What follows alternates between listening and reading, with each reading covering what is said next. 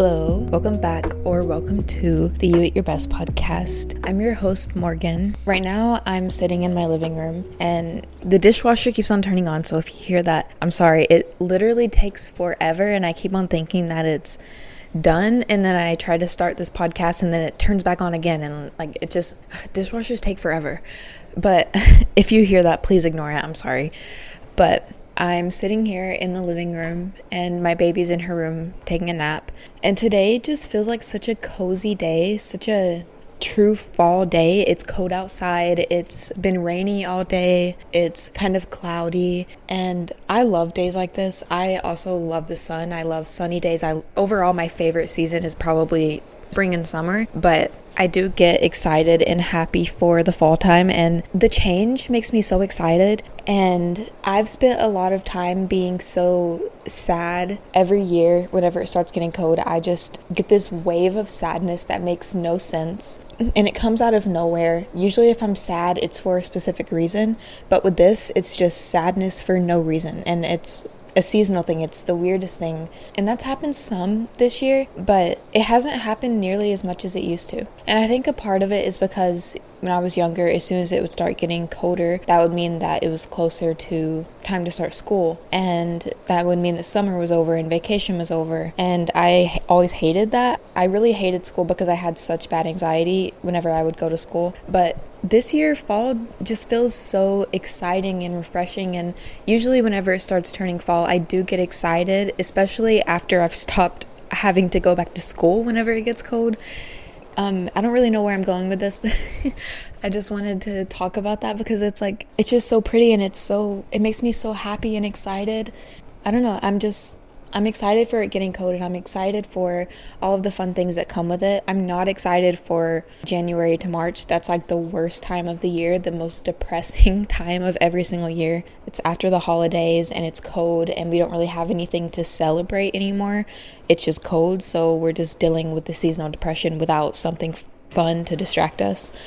That was kind of random, but I really wanted to talk about that and just kind of set the mood for this episode. And what I want to talk about actually has nothing to do with fall or anything like that. It's something that I have thought a lot about, and as someone who often thinks more realistically I don't naturally realistically. I feel like I've been trained throughout my life to slowly start to think more realistically. My natural state is like literally being so unrealistic about everything, but I've been kind of trained, I guess traumatized into thinking realistically. And because of that, I really struggle with letting myself enjoy things that make me happy if there's not a specific reason for me doing that thing. I struggle with letting myself do something just simply because I like it. So this week's episode is about, if it makes you happy, then it's not a waste of time. If you're anything like me, then you're naturally the type of person that really loves romanticizing things. But throughout a lot of your life, you've been kind of trained that it's bad to enjoy those things and it's bad to romanticize things that make you happy. You have to be realistic 24/7. And that becomes really depressing because anyone who knows, after you become an adult and life feels more realistic and you're more in control of your life, it does feel less magical. And adulthood feels way less magical than it did whenever we were kids. Whenever we were kids, we were so excited to grow up and be adults. And then after we became adults, we wish that we were kids again because we miss how easy and simple life was. And even though we can't fully go back to childhood where we have no responsibilities and we don't have to be realistic at all, we can still romanticize adulthood. We can still make being an adult fun. And I think having kids helps with that a lot. But even if you don't have kids, you can make your life fun. And the difference now is that now that you're an adult, you can choose what you do. Whenever we were kids, we couldn't. Things were just kind of done for us. And I think for me, that was a part of the magic, that I didn't have to make decisions. And now that I have to make decisions, it just makes it harder. But we get to choose what we do with our time, with our money. And I think that's actually really cool because as kids, that's what we always wanted. So instead of focusing on all of the negatives in life, focus on the positives. Focus on the fact that you can do literally whatever you want. again, I think it's important to be realistic, but that doesn't mean that you can't enjoy life and do things that are fun and spend your money on fun things sometimes. And that's actually a great segue into the first thing that I wanted to talk about with this episode, because I actually kind of have an outline for this episode and kind of planned it out, which is very uncommon for me. I usually just go in and figure out what I'm going to talk about as I'm talking. But the first thing I want to talk about is temporary happiness versus true fulfillment. And before I get into this, I want to say that both enhance our lives. Both are good for us. And I actually talked a little bit about this in my last episode. But having temporary happiness in your life is good for us. It's good for our mental health and it benefits us. But it's also harmful in some ways. Temporary happiness comes from things that may not be fulfilling long term, but can help us feel better on days that are hard and we need a little bit of a pick-me-up. For temporary happiness, think going shopping or buying coffee or buying something expensive that you normally wouldn't buy, eating something yummy that you're craving, watching a movie, going on vacation, things like that, things that bring us temporary happiness and in a way kind of distract us from the hardships of life. Temporary happiness is good for those hard days, and it's good for us to find small things like that bring us that joy. If you're having a really hard day or a really hard week, finding something that just boosts your serotonin at least a little bit, even if it's just a temporary thing, that's so important for us to do. And like the topic of this week's episode, if it makes you happy, then it's not a waste of time. If you enjoy something that isn't necessarily productive or doesn't bring you overall fulfillment, that's okay. You're allowed to enjoy small things. You're allowed to enjoy an iced coffee, even if it's not the healthiest thing for your body. You're allowed to eat a whole bag of chips, even if it's not the healthiest thing for you. You're allowed to sit down and watch a movie, even if your home is a mess. You're allowed to do these things, and it's important for us to allow ourselves to do these things, because if we were to just take these things away from ourselves entirely, we would become so depressed. You're allowed to go shopping sometimes. You're allowed to splurge on items that make you happy, even if you know that it's not going to bring overall fulfillment.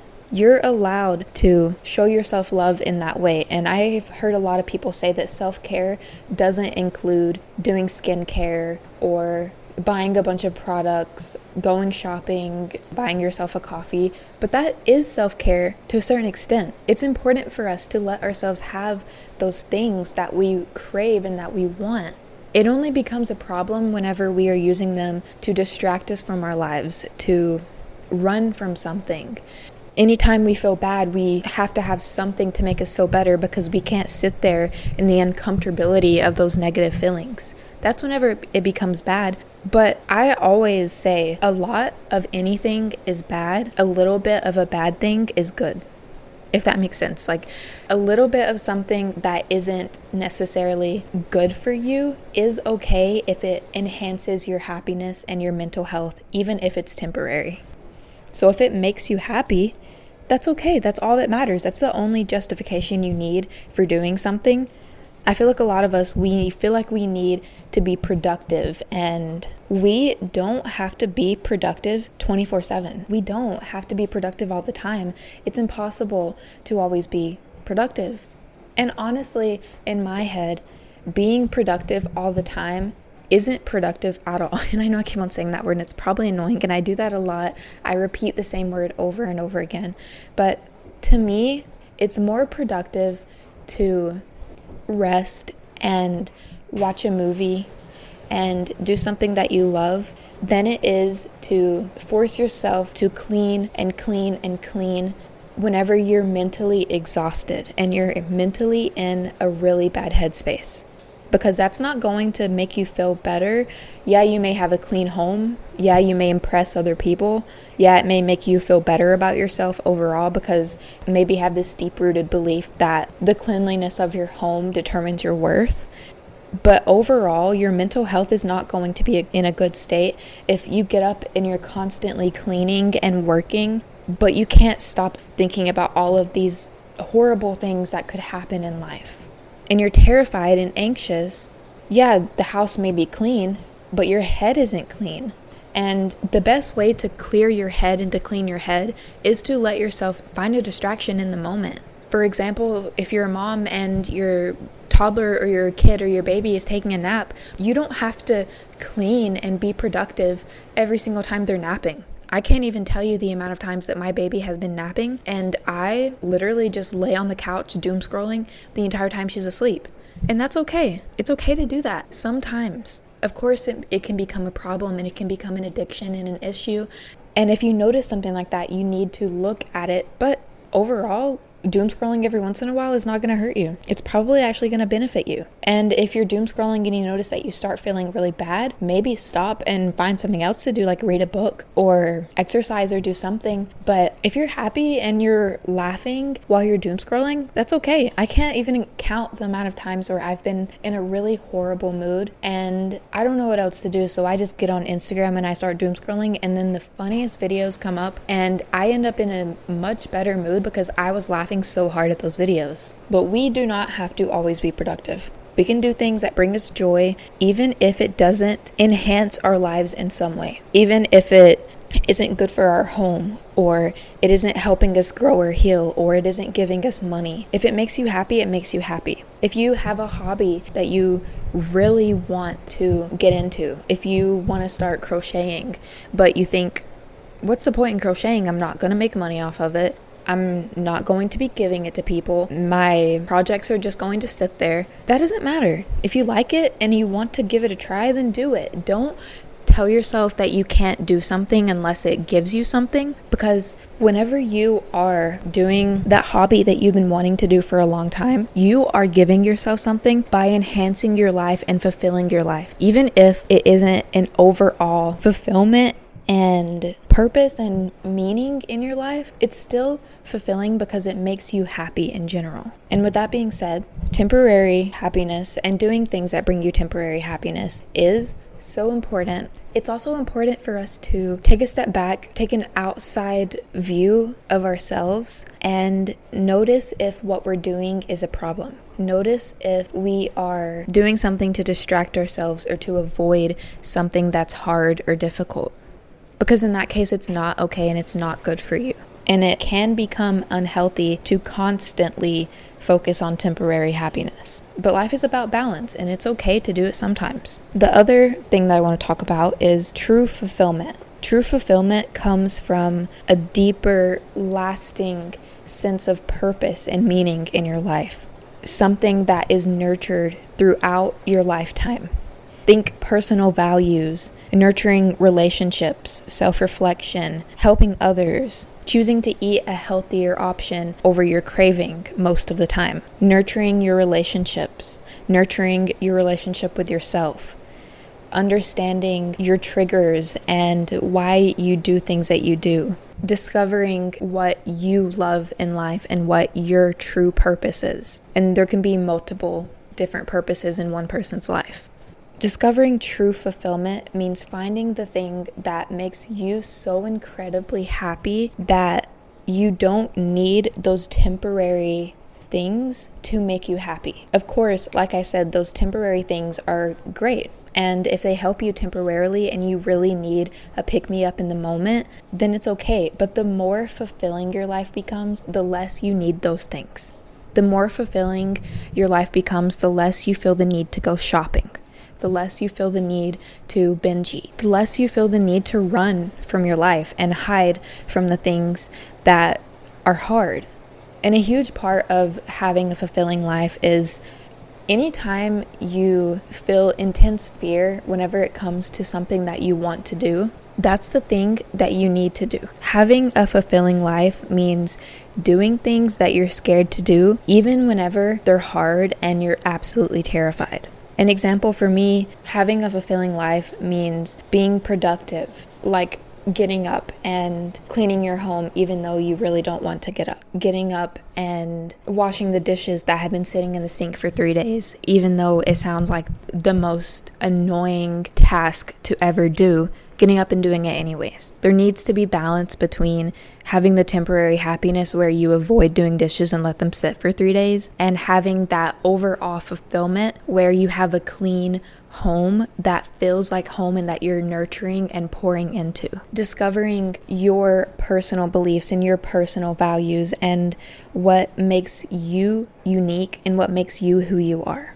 Nurturing your relationships, regularly checking in with the people that you care about, regularly trying to spend time with them. I know as adults we're busy and that can be really hard sometimes, but making an effort for the people in your life and showing up consistently, not being hot and cold in your relationships, communicating with the people that matter to you, listening to the people that matter to you, letting them know that you're here for them. If you have a dream to start a small business, focusing on starting that small business and doing the things that you don't really want to do, because you know that overall they're going to bring that fulfillment and that happiness that comes with having that small business. All right, that was a really short episode, but that's all I have to talk about. And I actually decided that I had more stuff to talk about, but I ended up talking about it as I was talking about temporary happiness or true fulfillment. So I just decided that this episode will probably be titled Temporary Happiness versus True Fulfillment. I really hope you enjoyed this episode. I really hope it helped you or benefited you in any way. Again, I know it's a short episode and I usually talk about deeper things on my podcast, but I feel like I don't really need to say anything else. I don't really need to share anything else about this topic. And if you could, please rate my podcast 5 stars on Spotify, rate it on Apple Podcasts, share it, and thank you so much for listening. I will see you next Sunday.